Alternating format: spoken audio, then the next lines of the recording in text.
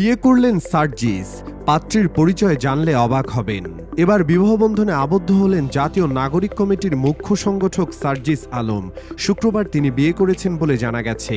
এদিকে সার্জিস আলমকে নবজীবনে পদার্পণে অভিনন্দন জানিয়েছেন যুব ও ক্রীড়া উপদেষ্টা আসিফ মাহমুদ। শুক্রবার নিজের ভেরিফাইড ফেসবুক পেজে দেওয়া এক পোস্টে আসিফ মাহমুদ একটি ছবি পোস্ট করে লিখেছেন, নবজীবনে পদার্পণে অভিনন্দন সার্জিস ভাই, বিবাহিত জীবন সুখের হোক। তবে সার্জিস আলমের বিবাহ অনুষ্ঠানে উপস্থিত ছিলেন তথ্য উপদেষ্টা নাহিদ ইসলাম, ক্রীড়া উপদেষ্টা আসিফ মাহমুদ, উপদেষ্টা মাহফুজ আলম, বৈষম্য বিরোধী ছাত্র আন্দোলনের আহ্বায়ক হাসনাত আব্দুল্লাহ প্রমুখ। হাসনাত আব্দুল্লাহ তার ফেসবুক পোস্টে সার্জিস আলমকে অভিনন্দন জানিয়েছেন। তিনি লিখেছেন, অভিনন্দন বন্ধু সার্জিস, তোমাদের জন্য শুভকামনা জানাচ্ছি, যেখানে ভালোবাসা এবং সুন্দর মুহূর্তগুলি ভরপুর থাকবে।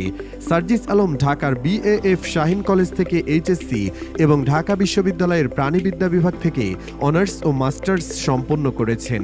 জানা গেছে, সার্জিস আলমের স্ত্রী হাফিজা রাইতা বরগুনা সদর উপজেলার ২ নম্বর গৌরীচন্না ইউনিয়নের লাকুরতলা গ্রামের বাসিন্দা ব্যারিস্টার লুৎফুর রহমানের মেয়ে।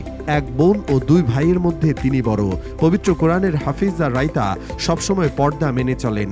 আরও জানা যায়, ব্যারিস্টার লুৎফুর রহমান বর্তমানে বাংলাদেশের ডেপুটি অ্যাটর্নি জেনারেল হিসেবে দায়িত্ব পালন করছেন।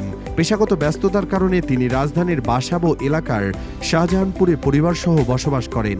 সার্জিস আলমের শ্বশুরের পরিবার সূত্রে জানা গেছে, গাজীপুরের রাজেন্দ্র ইকো রিসোর্টে শুক্রবার আসরের নামাজ বাদ পারিবারিকভাবে তাদের বিবাহ কার্য সম্পন্ন হয়েছে। দিগন্ত ডেস্ক।